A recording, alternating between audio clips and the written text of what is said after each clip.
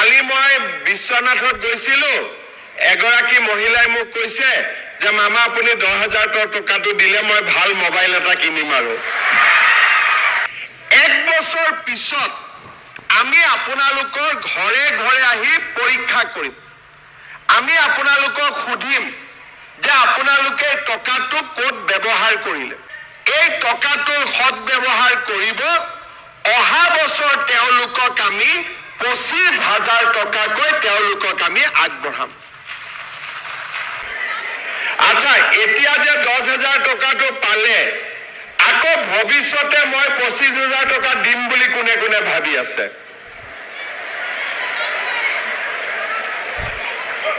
এটো ভাবি আছে 25,000 টকাটো আমি কেনেকে পাম আকৌ কেনেকে পাম কি কষ্ট কৰিব লাগিব কালি মই বিশ্বনাথত গৈছিলো এগৰাকী মহিলাই মোক কৈছে যে মামা আপুনি 10,000 টকাটো দিলে মই ভাল মোবাইল এটা কিনিম আৰু এতিয়া মোবাইল কিনিলে পাব নেকি পিছত 25,000 টকাটো পাব নেকি একদম বুজি পাইছে হসাই এফালে বুজি পাইছে নে নাই পাইছে ঠিক আছে যদি পাইছে তেতিয়ালে মই আৰু অলপ ভাল কৰি বুজাই দিও হ'ব মই যেতিয়া কৈছিলো যে বিহালীত 1 এপ্ৰিলত মহিলাসকলক মাতি আনি চেক দিম তেতিয়া ফেসবুকত কোনবাই লিখিছিলে যে এটো এপ্ৰিল ফুল নেকি আজি আমি মহিলা উদ্যমিতা আঁচনি প্ৰথম কিস্তি ধন আপোনালোকক আমি চেক যোগে বিতৰণ কৰিম মিটিঙৰ পিছতে আপোনালোকক আমি চেক দিম আপোনালোকে আজিয়ে ঘৰত চেকখন লৈ যাব চেকখন লৈ যোৱাৰ পিছত আপোনালোকে চিন্তা কৰিব যে আমি কি কাম কৰিব পাৰো যদি আমি আজিয়ে গৈ মোবাইল কিনি দিলো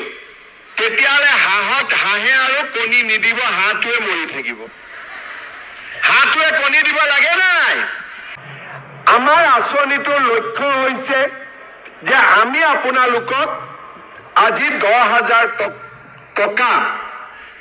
আপোনালোকক দিম আৰু আপোনালোকে অহা 1 বছৰ এই 10,000 টকাটো সৎ ব্যৱহাৰ কৰিব কোনোবাই হালত দিব কোনোবাৰ গিৰিয়েক বা স্বামীৰ ব্যৱসায় আছে তাতে 10,000 টকাটো দিব কোনো আপত্তি নাই বেয়া কামত খৰচ কৰিব নালাগে ভাল কামত খৰচ কৰাত কোনো আপত্তি নাই ঘৰত যদি মোৰ বাগিচা আছে ক্ষুদ্ৰ চাহ খেতি আছে তাতো লগাই দিয়ক কোনো অসুবিধা নাই হালত কৰক মুৰ্গী কৰক কণী কৰক ব্যৱসায় কৰক 1 বছৰ পিছত আমি আপোনালোকৰ ঘৰে ঘৰে আহি পৰীক্ষা কৰিম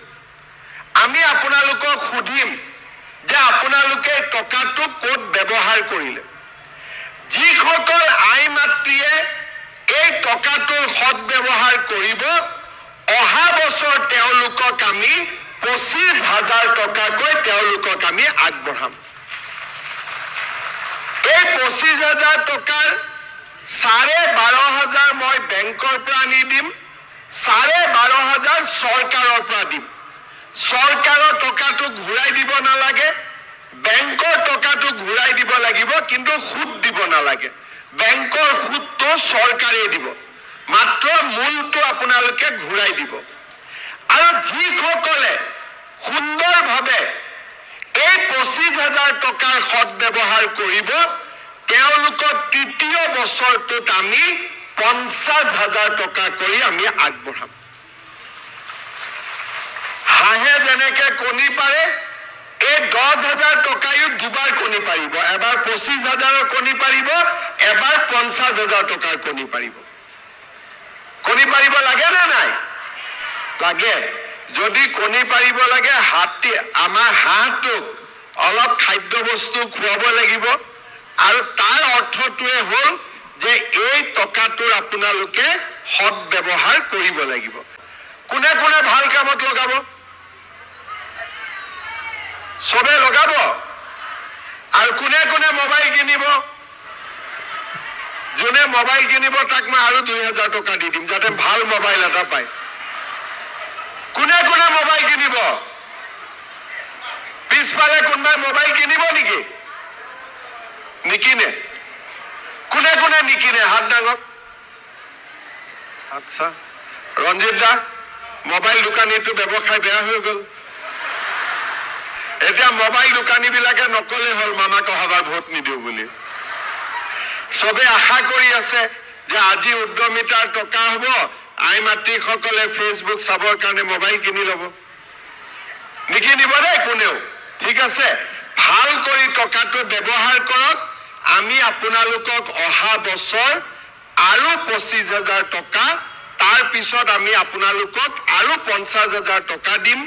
মই আপোনালোকক জনাবলৈ পাই ভাল পাইছো যে সমগ্ৰ অসমতে এই আঁচনিটোৰ জৰিয়তে প্ৰায় 30 লাখ এগৰাকী দুগৰাকী নহয় 30 লাখ মহিলা উপকৃত হ'ব